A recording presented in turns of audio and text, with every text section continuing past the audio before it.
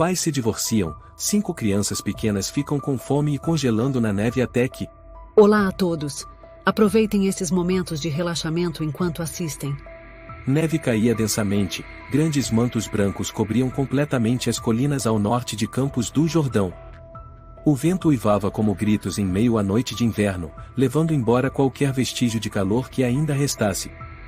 Em um canto escondido entre 2 grandes rochas, 5 crianças se encolhiam sob uma lona de plástico velha e rasgada, os olhos vagos encarando a escuridão profunda à frente. Sara abraçava o irmãozinho mais novo, Léo, em seu colo. O corpo do menino estava gelado, os lábios, roxos. A garota de 12 anos tentava enrolá-lo melhor em um velho cachecol de lã, ao mesmo tempo em que limpava a neve acumulada em seus cabelos e sussurrava: "A mana tá aqui, Léo. Não dorme, tá ouvindo?" Ao lado, Mateus, 10 anos, esfregava as mãos trêmulas tentando acender uma fogueira com alguns galhos secos que encontrara na floresta. Seus dedos estavam dormentes, sangrando nas pontas, mas a chama mal cintilava antes de se apagar. "Não, você tem que acender", murmurava ele, os olhos vermelhos de raiva por se sentir impotente. "Mano Mateus, eu tô com muito frio." Emma, 6 anos, gemeu, seus olhos grandes agora opacos. Nicholas, 8 anos, puxou a irmã para mais perto, tirando o único casaco que tinha para cobrir os dois. "Aguenta mais um pouquinho, amanhã de manhã a mamãe vai voltar, né, Sara?" ele perguntou, erguendo o olhar. Sara não respondeu. Fitava a estrada coberta de neve lá longe, onde não havia sinal de ninguém. Dias atrás, sua mãe havia levado o grupo até aquela região montanhosa, e depois desapareceu, deixando uma promessa frágil: "Mamãe vai procurar ajuda, esperem aqui. Eu volto." Mas hoje já era o 4º dia. Ninguém apareceu. Sem a mãe, sem chamadas, sem nenhum gesto de humanidade. Sara mordeu o lábio, tentando conter as lágrimas. "Vai sim. Ela vai voltar", disse baixinho, mesmo sem acreditar em suas próprias palavras. Mateus finalmente desistiu, desabou na neve, a voz embargada: "E a gente vai morrer de frio aqui." "Não vai." Sara reagiu, forçando-se a ficar de pé. "Eu vou dar um jeito. Prometo." Ela tirou de dentro do bolso um saco plástico com algumas fatias de pão mofado. "Cada um pega um pedacinho, a gente tem que viver para ver a mamãe." Emma segurou o pedaço de pão duro como pedra, mordeu, mas não conseguiu engolir. Léo adormeceu, sua respiração entrecortada. O vento voltou a uivar. A neve batia no rosto, nos ouvidos, atravessava as roupas finas. Nicholas começou a chorar: "Tô com frio, tô com muito medo." Sara segurou sua mão, tentando manter a calma. "Escutem a mana. Todo mundo abraçadinho, em círculo, assim esquenta. Eu vou contar uma história, tá?" Mateus não se opôs. As crianças se juntaram silenciosamente em um pequeno círculo, encolhidas como um ninho de passarinhos no inverno. Sara começou a contar sobre uma casa aconchegante, com lareira, bolos de chocolate e uma mãe que sempre sorria. "Nessa casa", ela dizia, "cada um tem sua própria cama, um suéter vermelho, e toda manhã tem leite quentinho." "Eu quero essa casa", Emma murmurou, antes de começar a tossir forte. Mateus passou a mão nas costas da irmã, mas ele mesmo tremia de frio. Lá ao longe, uma luz bruxuleava numa casa ao pé da colina, mas a estrada coberta de neve parecia uma muralha intransponível. O som de uma porta de carro se abriu. Uma mulher de meia-idade saiu da casa, usando um casaco de pele grosso, levando seu cachorro para passear. Mateus se levantou de súbito, gritou: "Senhora! Por favor, ajuda a gente." A mulher olhou, mas ao ver as crianças sujas, com roupas rasgadas, ficou assustada, puxou o cachorro de volta para dentro e bateu a porta com força. Ela fugiu, Nicholas desabou. Sara sussurrou: "Não tem problema. A gente ainda tem uns aos outros. Ninguém vai abandonar ninguém. Entenderam?" Mateus segurou firme a mão da irmã, encarando-a: "Se amanhã a mamãe não voltar, eu vou até o vilarejo. Vou pedir ajuda para alguém. Não quero que o Léo morra. Você não vai sozinho." Sara apertou a mão dele. É muito perigoso. Então o que você sugere? Mateus respondeu, exaltado, e logo ficou em silêncio. Baixou a cabeça, os olhos marejados. Desculpa, eu só tô com medo. Sara o abraçou apertado. Eu também tô com medo. Mas eu vou encontrar uma saída. O vento soprou forte, levantando a lona. Léo se mexeu, respirando com dificuldade. Sara imediatamente o puxou de volta, esfregando seu peito com as mãos. Léo, abre os olhos. Não dorme, tá me ouvindo? Ela falou, apavorada. Eu não gosto da neve, Léo murmurou em meio ao delírio. O grupo inteiro se abraçava, tentando conservar o último resquício de calor. No céu, os flocos de neve continuavam a cair, frios e impiedosos.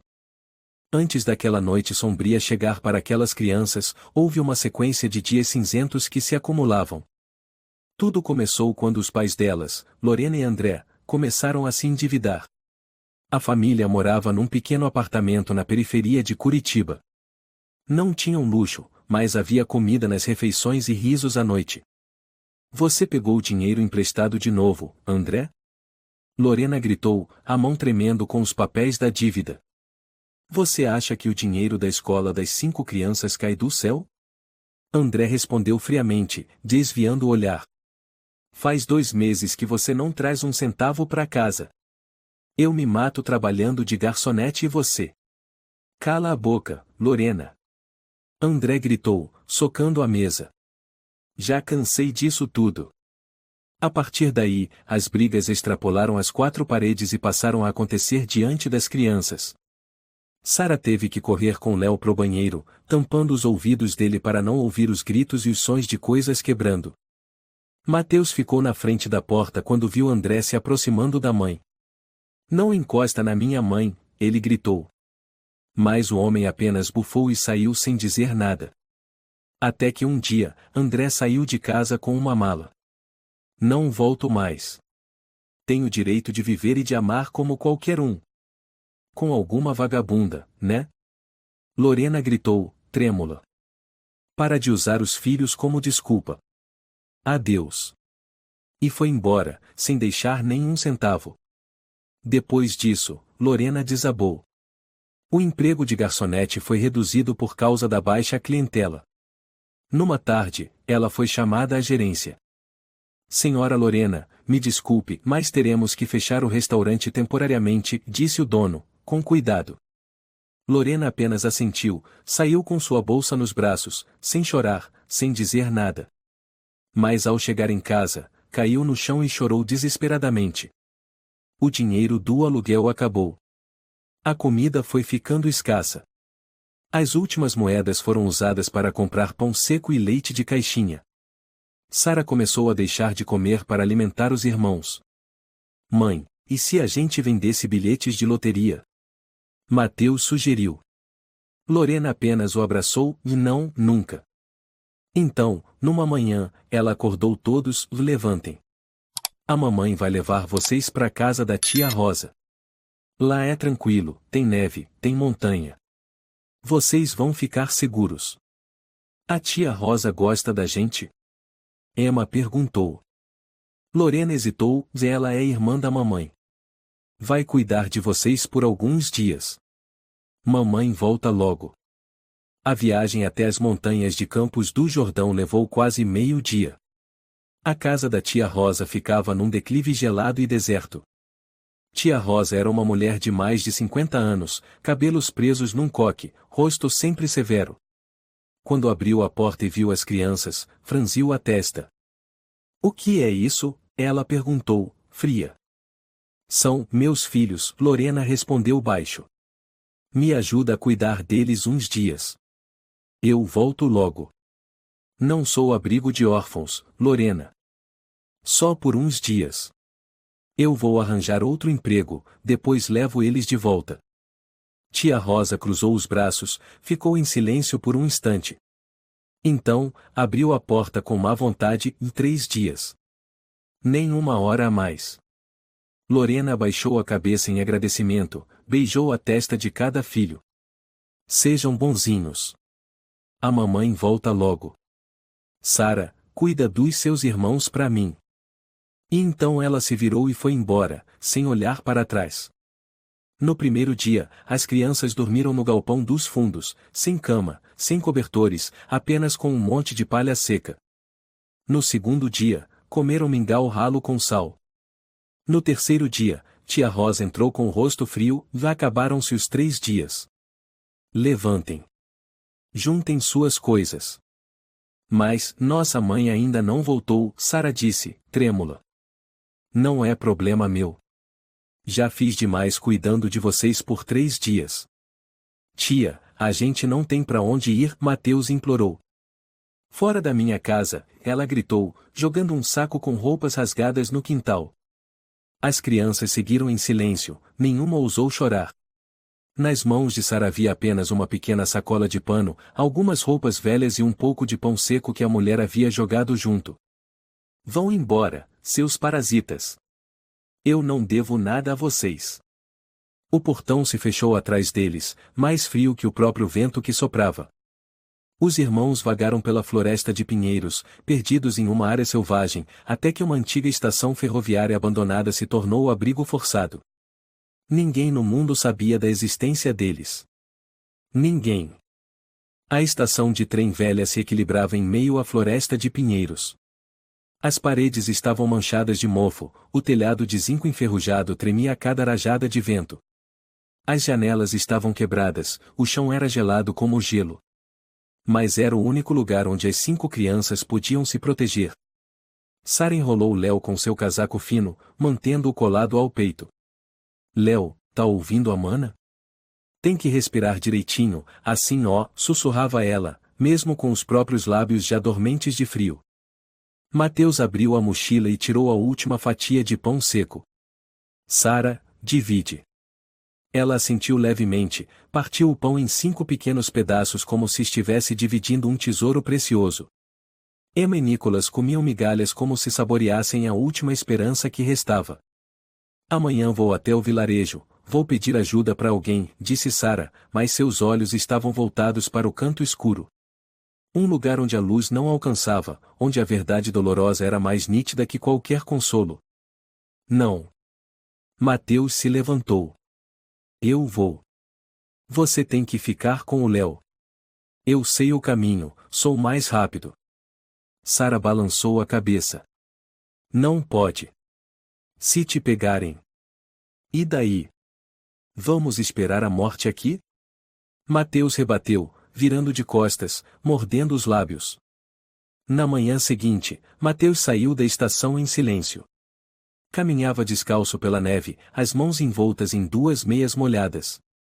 A primeira casa em que bateu era uma cabana de madeira na encosta da montanha. Um homem idoso, seu Eduardo, atendeu à porta.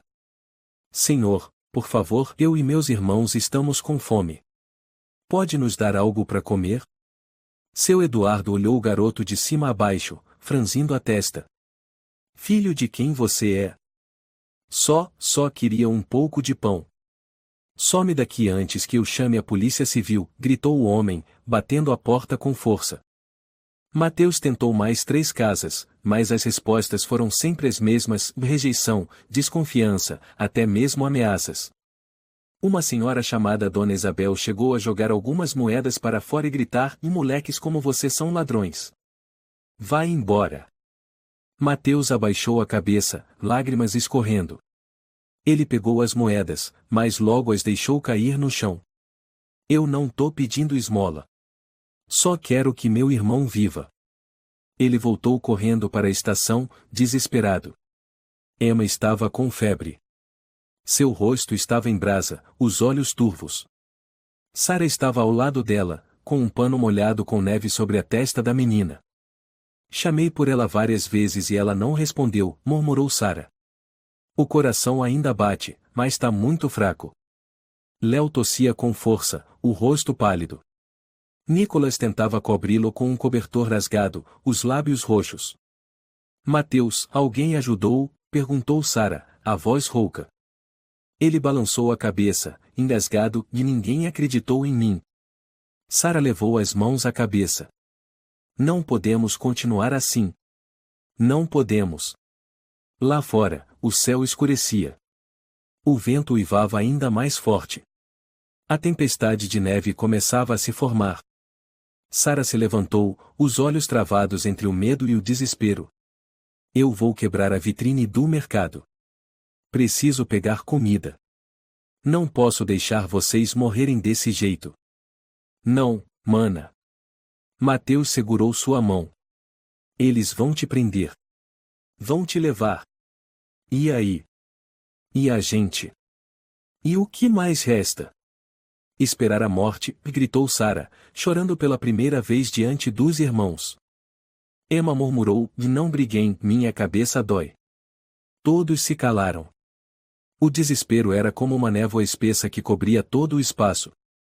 Nicholas olhou para fora, se a gente voltasse na casa da tia Rosa. Vai que ela mudou de ideia. Mateus cerrou os punhos.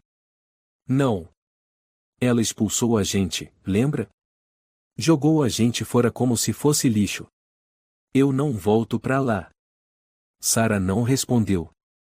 Seus olhos estavam fixos em Léo, que respirava com dificuldade, suas mãos tremendo. Sua mente girava em espiral. Por que o mundo havia lançado aquelas crianças nesse lugar? Por que ninguém ajudava? Ela ainda era só uma criança. De repente, um estrondo soou. Uma parte do telhado de zinco foi arrancada pelo vento, e a neve começou a invadir o abrigo. Droga! Gritou Mateus. Temos que cobrir. Ele pegou uma tábua velha de um canto, junto com Nicholas, tentando colocá-la no lugar. Mas a madeira era pesada demais, os dois lutavam para mantê-la firme. Mana Sara! Gritou Emma. Sara correu até lá, e os três uniram forças. O braço de Sara sangrava ao bater em um prego. A neve chicoteava seus rostos. Mas eles continuavam lutando para manter a cobertura.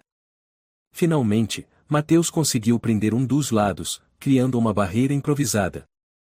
Todos desabaram no chão. Exaustos. Congelando. Famintos. Já não sentiam mais nada além do cansaço extremo. Léo respirava um pouco melhor. Mas os olhos dele ainda estavam fechados. Sara sussurrou, só precisamos passar dessa noite, só essa noite. Mas nem ela sabia se o amanhã ainda chegaria para eles. Enquanto as crianças se encolhiam entre o gelo na estação abandonada, apenas alguns quilômetros dali, em uma casa aquecida por um fogão a carvão, tia Rosa tomava seu café da manhã sentada à mesa de madeira polida. O toque do telefone ecoou. Na tela aparecia o nome Lorena. Tia Rosa encarou por alguns segundos, depois apertou o desligar-o sem hesitar. Na hora do aperto some, depois lembra de mim, murmurou ela, voltando-se para o gato deitado na cadeira. Só procuram a gente quando estão sem saída, né, Zico? Pouco depois, uma vizinha chamada Dona Teresa, uma senhora bondosa que morava ao lado, veio fazer uma visita. Ela usava gorro de lã e carregava uma cesta de maçãs. Rosa, cadê as crianças? Perguntou Teresa, com preocupação na voz. Vi semana passada você chegando com elas, não foi? Tia Rosa forçou um sorriso. Ah, sim. Cuidei delas por uns dias. Mas estavam muito travessas. Derrubaram as coisas da casa, até fugiram à noite. Falei, mas não me ouviam. Aí foram embora.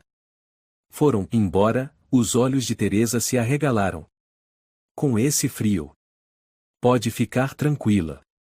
Já avisei as autoridades. Fiz minha parte.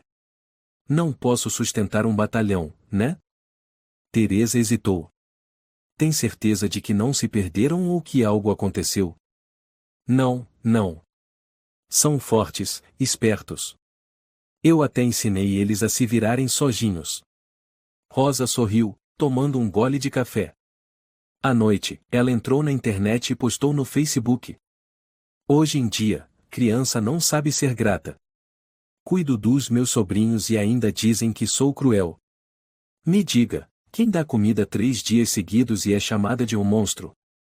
Ingratidão total. A postagem teve muitos comentários, vários em apoio. Você foi boazinha demais. Essas crianças de hoje só querem saber de viver às custas dos outros. Ninguém é obrigado a cuidar do filho alheio. Rosa lia os comentários satisfeita, mas em seu olhar havia um traço de inquietação. Ela sabia que havia passado dos limites. Abandonar crianças não era pouca coisa. Se as autoridades descobrissem a verdade, ela poderia ser acusada de maus-tratos ou abandono de menor. À noite, sozinha no quarto, Rosa não conseguia dormir. O vento lá fora uivava como se fosse alguém chorando. Cala a boca, ela disse em voz alta, como se aqueles sons fossem as vozes das crianças voltando para cobrar justiça. Ao mesmo tempo, em Curitiba, Lorena estava deitada num canto do abrigo social, abraçada a uma mochila rasgada, o corpo enrolado em um cobertor velho. Uma assistente social, uma jovem chamada Lúcia Moreira, se aproximou com delicadeza. Dona Lorena, hoje teve uma ligação para a senhora. Lorena se levantou de sobressalto, os olhos fundos de tantas noites sem dormir. Quem ligou? Foi a Sara. Lúcia balançou a cabeça. Não sei. Era um número desconhecido, mas desligaram logo em seguida. Lorena suspirou, a voz rouca. Dona Lúcia. Por favor, se alguém encontrar meus filhos, por favor, me avise, por favor. Lúcia sentou-se ao lado dela, suavemente, a senhora pode me contar tudo? Desde o começo, cada detalhe. E, pela primeira vez em semanas, Lorena desabou em lágrimas. Contou sobre André, o marido traidor, ou sobre Rosa, a irmã de sangue, fria e cruel até o fim, e sobre Sara, a filha mais velha de apenas 12 anos que teve que carregar o peso de toda uma família. Eu errei. Eu deixei eles. Eu só pensei que seriam alguns dias e que eu voltaria. Então por que não ligou antes? Lúcia perguntou com doçura. Eu não tive coragem. Eu não tinha nada. Não podia levar meus filhos de volta pro nada. Eu fracassei.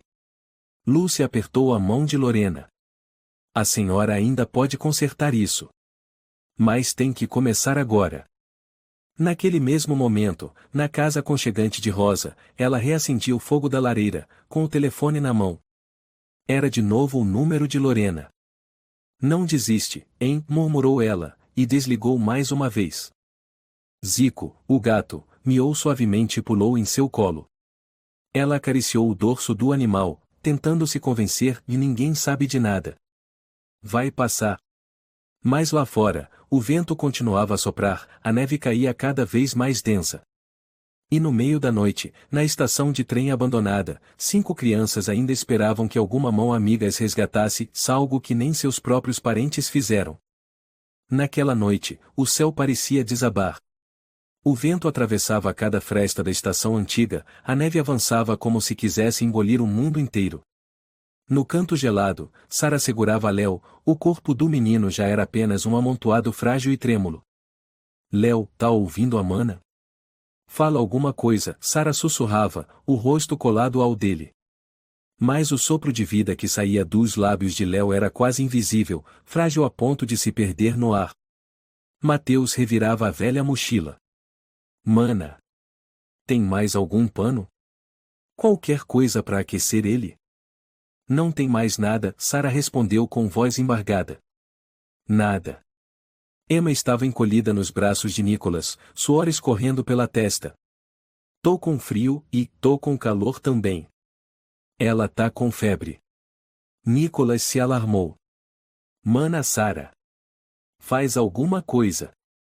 Sara se levantou de um pulo. Eu tenho que achar alguém para ajudar.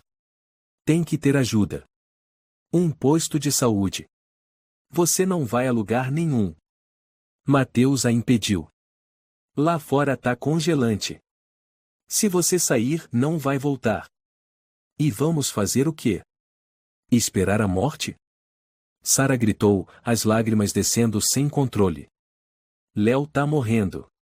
Emma tá com febre. Eu não posso ficar parada. Mateus ficou em silêncio. Era a primeira vez que via Sara perder o controle assim. Ou então, engoliu seco, a gente devia morrer logo. A frase foi como um tapa. Nicholas olhou assustado.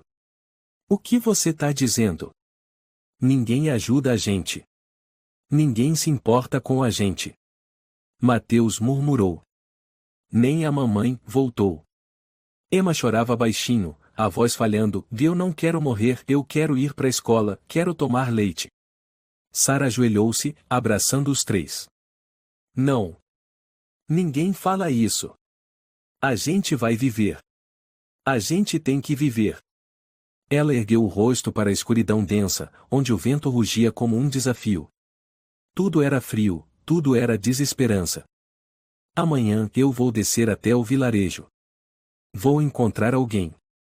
Nem que me prendam, nem que eu morra, eu preciso tentar. Você não vai morrer, Nicholas murmurou. E se for a gente que morrer? Mateus disse com voz trêmula. Se o Léo parar de respirar? Ninguém respondeu. Lá fora, a neve continuava a cair, impiedosa. Sarah envolveu Léo com as duas últimas camadas de tecido que tinham. Sussurrou no ouvido do menino. Você tá ouvindo, Amana? Você tem que resistir, tem que esperar por mim, não pode desistir. Léo não reagiu. O corpinho leve, como se estivesse prestes a desaparecer junto com o frio. Todos se enfiaram debaixo da lona rasgada, abraçados uns aos outros. Do lado de fora, pedaços do telhado quebrado caíam com sons ameaçadores. Aquela foi a noite mais fria do inverno. A temperatura caiu a menos 14 graus Celsius. Emma murmurou, conta uma história, mana. Sarah engoliu seco. Era uma vez uma casinha no meio da floresta, onde 5 irmãos viviam juntos. Mesmo sem pai nem mãe, eles se amavam muito. Mateus sorriu, fraco. Tinha lareira? Tinha sim. E também bolinhos com mel. Todas as noites, eles deitavam bem juntinhos, contavam histórias e riam alto. Alguém amava eles? Emma perguntou. Tinha sim, respondeu Sarah, os olhos cheios de lágrimas. Uma pessoa muito boa. Ela achou eles no meio da neve, abraçou todos e disse, a partir de agora, vocês nunca mais vão sentir frio. Nicholas sussurrou, essa pessoa vai chegar mesmo? Vai, Sarah fechou os olhos. Se a gente se mantiver juntos e acreditar num milagre, ela vai chegar. Emma assentiu, os olhos quase fechados. Mateus abraçou Sarah, pela primeira vez desde que saíram da casa da tia Rosa. Mana Sarah, ele disse baixinho. Desculpa por ter falado que a gente devia morrer. Eu só tava com muito medo. Eu também tenho medo. Sarah segurou sua mão. Mas a gente ainda tem uns aos outros. Nunca se esqueça disso. A noite passou. Ninguém dormiu profundamente. Eles se revezavam, aquecendo as mãos de Léo, ajeitando o pano na testa de Emma, abraçando Nicholas enquanto ele tremia sem parar. Lá fora, a tempestade de neve uivava. Mas lá dentro, as 5 crianças continuavam abraçadas. E, na escuridão mais profunda, o que ainda restava era a esperança frágil, mas mantida firme nos braços trêmulos daquelas almas pequenas. O dia finalmente amanheceu.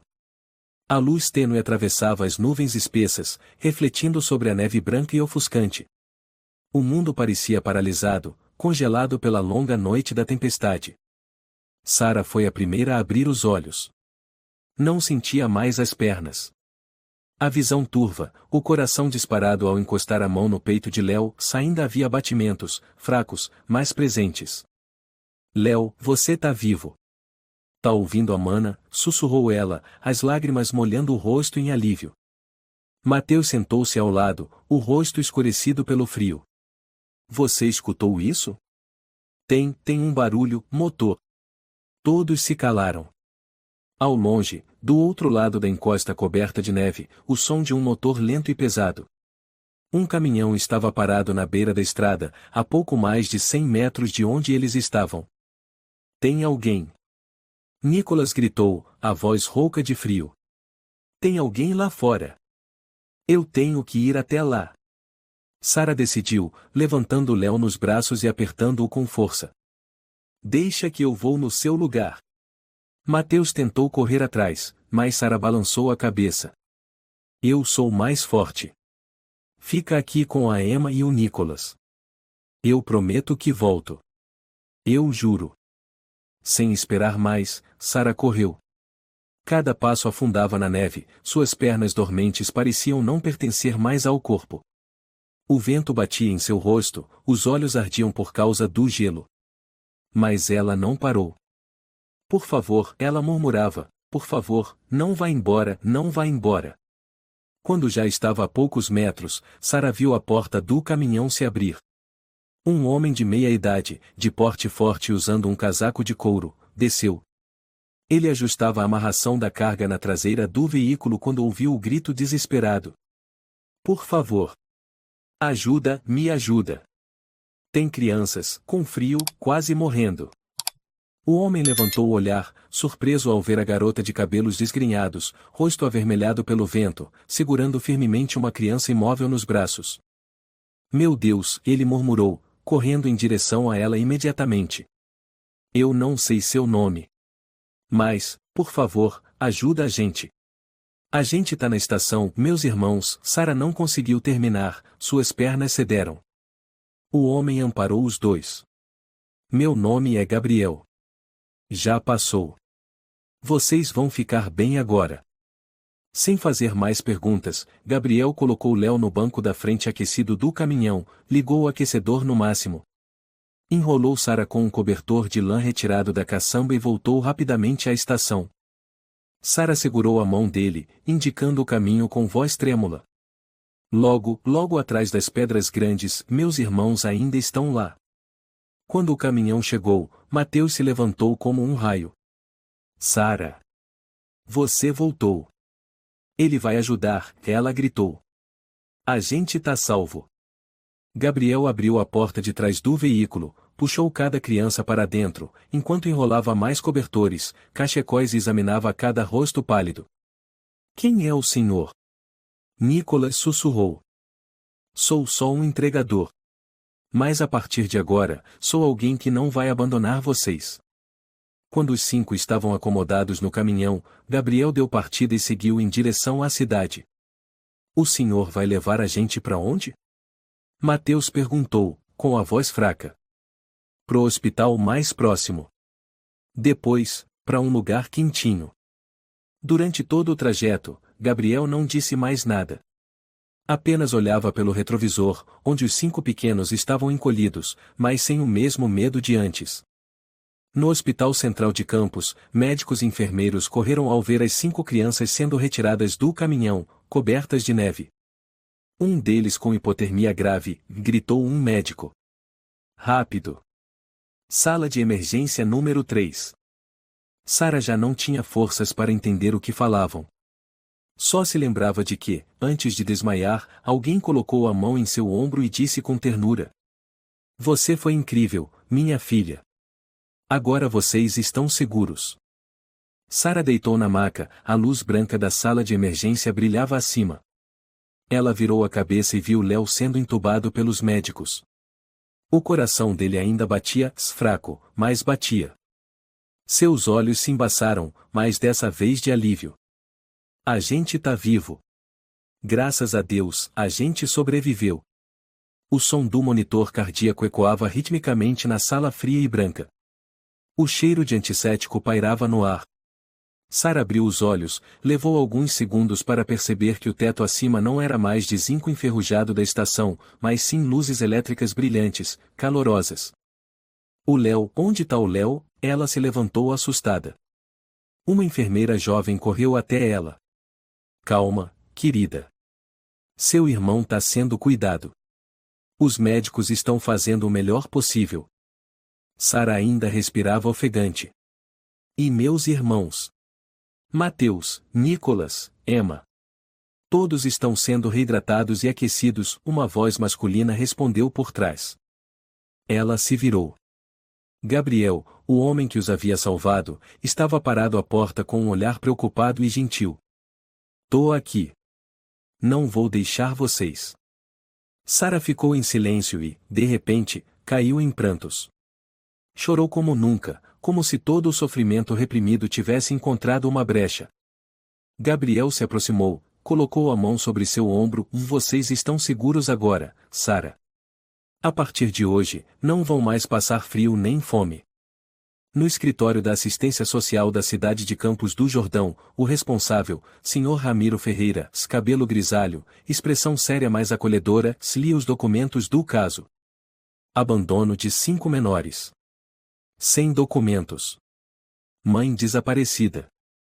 Tia foi a última a cuidar. Ele olhou para Gabriel. O senhor foi quem os encontrou e trouxe até aqui? Sim. Gabriel assentiu. Eu não podia ignorar aquilo. Eles sobreviveram a um frio de matar. E o senhor não tem nenhum vínculo familiar com eles? Não. Mas estou disposto a acolhê-los enquanto as investigações seguem. Moro sozinho e tenho uma casa grande. Já pensei em adotar antes, mas nunca tive oportunidade. Ramiro encarou Gabriel, em silêncio. Parecia ponderar algo mais profundo. Por fim, falou com calma. Vamos enviar uma equipe para avaliar sua residência. Mas eu tenho a sensação de que o senhor é a primeira pessoa a realmente colocar a mão no ombro dessas crianças com carinho. Gabriel sorriu de leve. Só fiz o que era certo. No quarto do hospital, Mateus acordou, olhando em volta confuso. Nicolas dormia ao lado, e Emma estava sentada sorrindo fraquinho. Tem leite quente de verdade. Cadê a Sara? Mateus perguntou. Tá tudo bem agora. Sara apareceu do outro lado. O tio Gabriel, ele salvou a gente. Mateus olhou desconfiado para o homem estranho. Mas o olhar de Gabriel o fez baixar a guarda. O senhor não é igual à tia Rosa, ele murmurou. Não. Gabriel sentou-se, o olhar sincero.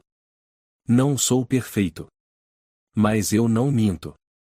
E nunca vou abandonar vocês. No dia seguinte, Sara foi chamada para conversar com Ramiro e uma assistente social chamada Paula Soares. Você pode nos contar tudo desde o início? Paula perguntou, com voz suave. Queremos entender por completo. Sara contou.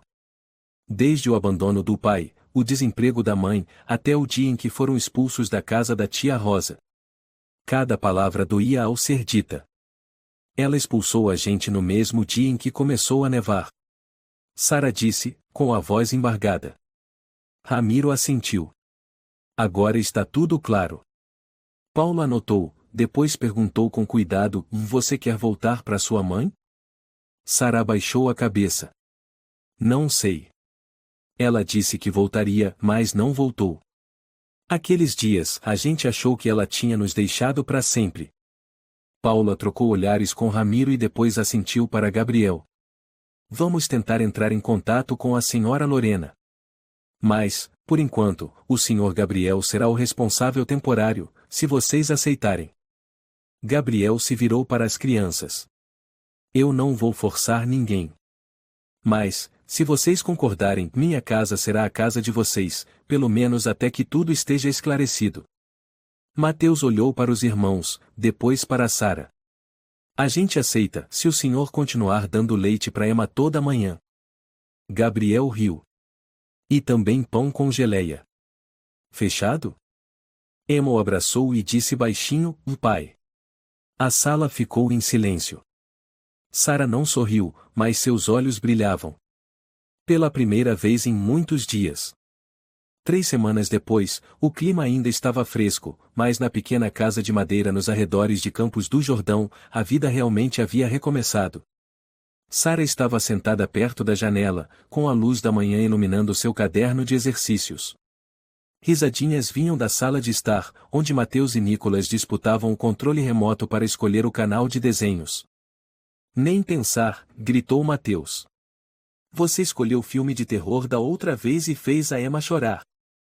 Então coloca no jornal, para ver se o Léo dorme logo, respondeu Nicolas, mostrando a língua.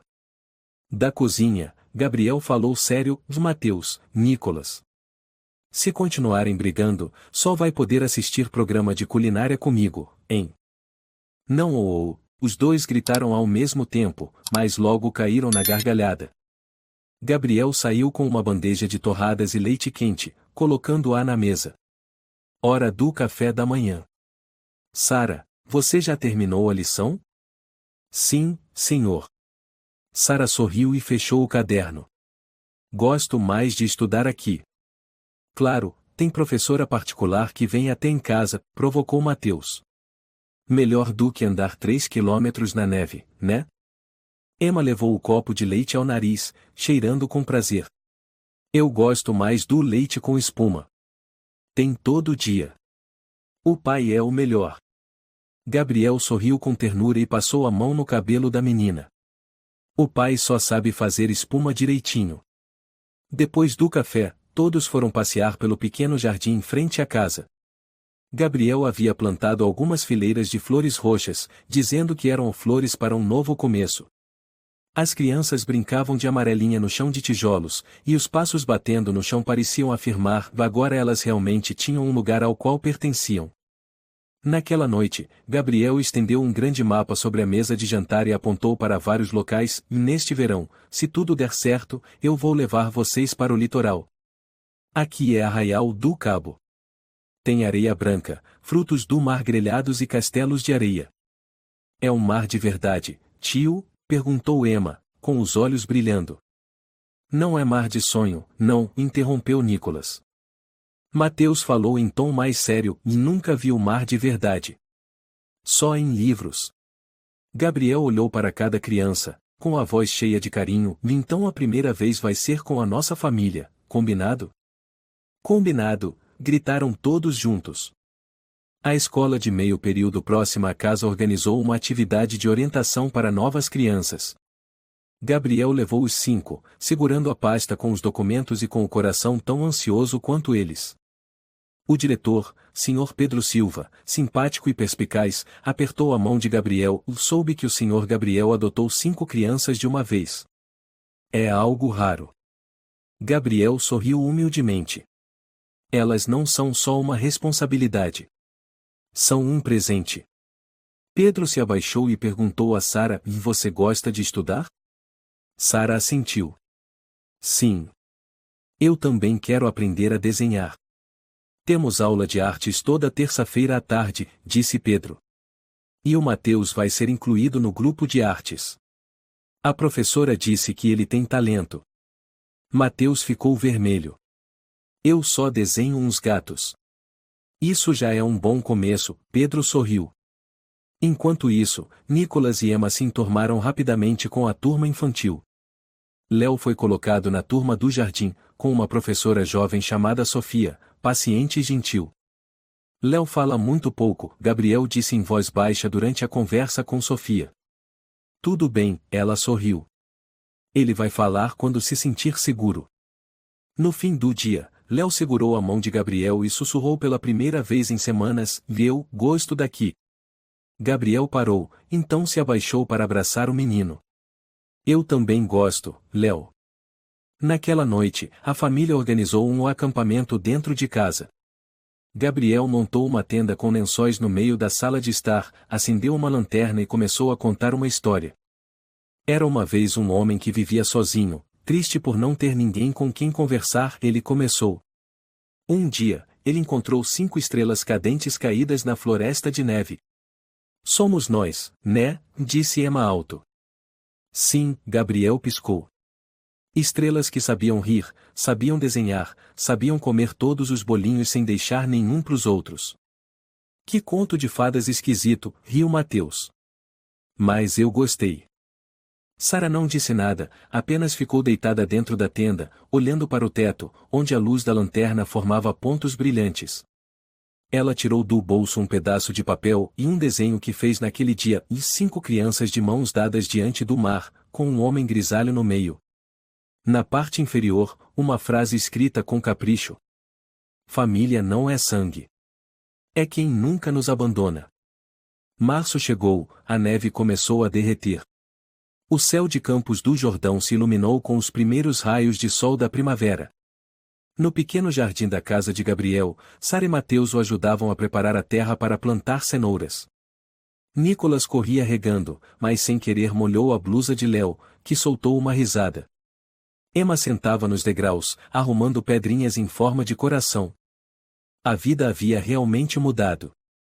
Naquela manhã, Gabriel recebeu uma ligação de Ramiro Ferreira, o assistente social. Tem novidade, Sr. Gabriel, disse Ramiro pelo telefone. A dona Rosa foi indiciada por abandono de incapaz, e está obrigada a pedir desculpas públicas às crianças na televisão local. Gabriel assentiu levemente. Obrigado. E a mãe das crianças, como está? A dona Lorena tem melhorado bastante no programa de apoio psicológico, respondeu Ramiro. Ontem mesmo ela escreveu uma carta para os filhos. Gabriel hesitou. Acho que as crianças devem decidir se querem ler ou não. À noite, depois do jantar, ele colocou o envelope sobre a mesa. Sua mãe mandou uma carta. Eu não sei o que está escrito. Se quiserem, podem abrir. As 5 crianças se entreolharam. Sara estendeu a mão com leve tremor, abriu o envelope devagar e começou a ler em voz alta. Queridos filhos. Eu sei que não mereço o amor de vocês. Cometi o maior erro da minha vida e deixei o desespero me dominar e esqueci meu dever de mãe. Toda noite sonho com vocês encolhidos na neve. Dói tanto que mal consigo respirar. Se vocês estão felizes com o homem que salvou vocês, o Sr. Gabriel, então eu espero poder vê-los bem, mesmo que eu não esteja mais ao lado.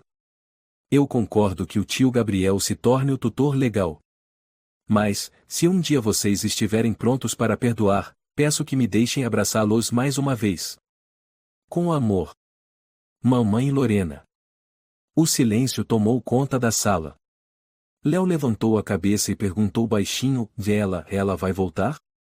Sara abaixou os olhos. Ela não nos abandonou totalmente. Ela só não foi forte o suficiente. Mas pelo menos ela sabe que errou. Mateus apertou suavemente a mão dela.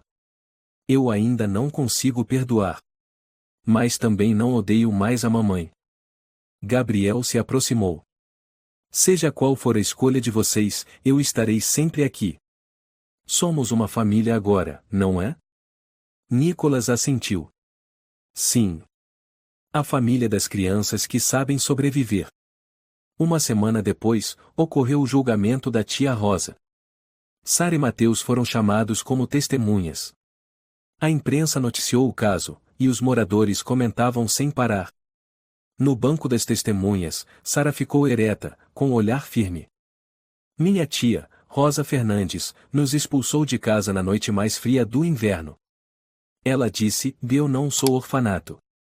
Quase morremos por causa disso. Tia Rosa estava sentada abaixo, com o rosto pálido, em silêncio. Ramiro apresentou provas de difamações publicadas na internet, além de depoimentos de vizinhos como Dona Teresa. O juiz declarou. A ré é condenada a 18 meses de liberdade vigiada, com obrigação de se desculpar publicamente e cumprir 120 horas de serviços comunitários em centro infantil. No corredor do tribunal, um repórter perguntou a Mateus, você gostaria de dizer algo à tia Rosa? Ele olhou para a câmera e respondeu com firmeza, eu não preciso do pedido de desculpas dela. Só quero que ela nunca mais machuque outra criança. Um mês depois, numa tarde de sábado, a pequena casa de Gabriel se encheu de risos. Eles celebravam o Dia da Família ou pela primeira vez. Sara fez pudim com a receita que aprendeu com a professora Paula. Mateus expôs um novo quadro, retratando a antiga estação de trem transformada em um jardim sob o sol. Emma e Nicholas fizeram uma peça de mímica. Léo subiu na mesa no meio do espetáculo e gritou. Eu tenho uma casa. Todos aplaudiram forte. Gabriel gargalhou e abraçou cada um.